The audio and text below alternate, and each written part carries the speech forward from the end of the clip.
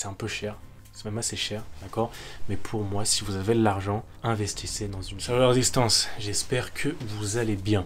Dans cette vidéo, on va voir 3 gadgets de survie qui sont sous-estimés. Pour la plupart, vous les connaissez, d'autres un peu moins. Vous allez voir le 3e, j'ai fait une petite folie, d'accord? C'est pour ceux qui auront du budget et qui voudront se faire plaisir, mais pour le coup, qui peut réellement faire une très grosse différence. Je vous rappelle, vous avez toujours le e-book qui est offert, qui est dans la description. On parle des 5 fondamentaux du survivaliste. C'est offert, allez-y, faites-vous plaisir. Premier objet, alors lui je suis obligé de le mettre en premier, d'accord? Premier objet que j'aimerais vous présenter. Alors, pour la plupart vous connaissez, j'espère, il y a un dilemme là-dessus, c'est le Fire Steel. Pourquoi le Fire Steel? Alors, déjà, Fire Steel, pour faire du feu. Mais on va voir après son avantage. Typiquement, le dilemme qu'il y a, c'est le briquet et le Fire Steel. Moi, je suis team Fire Steel. Pourquoi?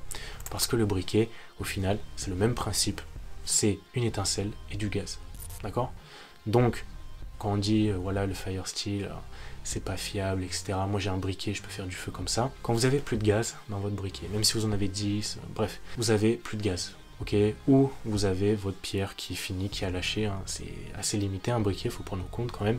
Typiquement, voilà, vous pouvez plus faire du feu. Un Fire Steel, pour le coup, c'est résistant à l'eau, parce que le briquet, mettez-le dans l'eau et vous allez voir après si vous pouvez faire du feu instantanément. Mettez-le à l'eau, votre briquet, faites du feu dans la foulée, on verra si ça marche. Ok, Fire Steel, il n'y a pas ce genre de problème là. Il tombe à l'eau, vous l'essuyez, ça repart, d'accord? L'inconvénient, c'est qu'il va falloir avoir un amadou qui est sec. Fire Steel, maintenant, vous avez des petits réservoirs où vous pouvez mettre de l'amadou, que ce soit des cotons, l'écorce de bouleau également, ça on en trouve partout, du bouleau, ça prend très vite feu, de la résine de pin, etc.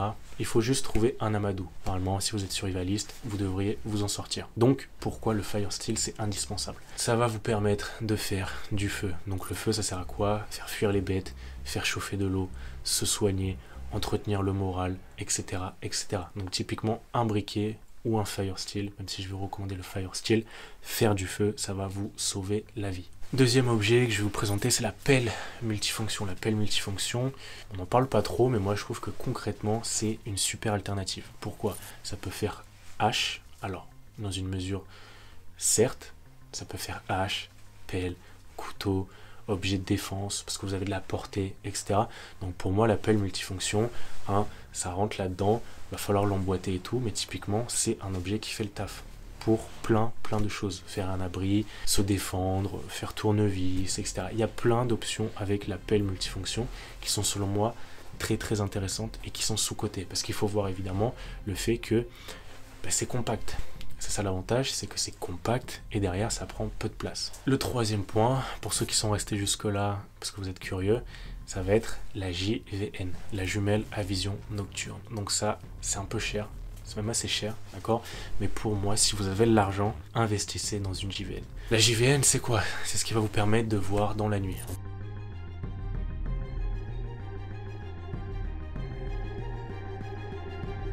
Donc ça peut être un avantage énorme. Vous êtes en situation de conflit, de crise, vous allez devoir monter un assaut, vous allez devoir récupérer quelqu'un qui s'est fait emprisonner, aller prendre la bouffe d'un groupe qui ne vous plaît pas, peu importe, d'accord, de nuit, ok, quand personne ne voit rien, vous pouvez tout voir. Donc vous avez la jumelle, vous avez également les optiques de visée pour Rai Picatinny ou peu importe, si vous avez une arme. Et là pour le coup je peux vous dire que vous avez un avantage énorme. Pourquoi? Si vous voyez de nuit et que votre adversaire ne voit rien, l'effectif est réduit. Vous pouvez être 3 et prendre un groupe de 15 personnes équipés de modérateurs de son. Alors là ça part un petit peu en commando.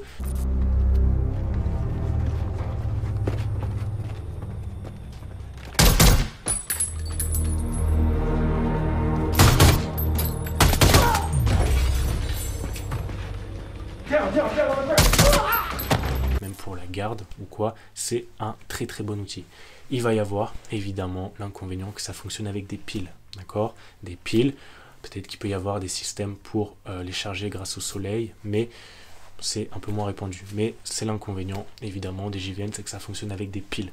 Mais si vous avez le budget, que vous avez des piles et que vous l'utilisez dans une mesure occasionnelle, je vous garantis que c'est un des très bons investissements que vous allez faire. Voilà la résistance, j'espère que vous avez apprécié cette vidéo, n'hésitez pas à vous abonner, à liker, objectif des 1000 abonnés, et je vous dis à très bientôt, ciao.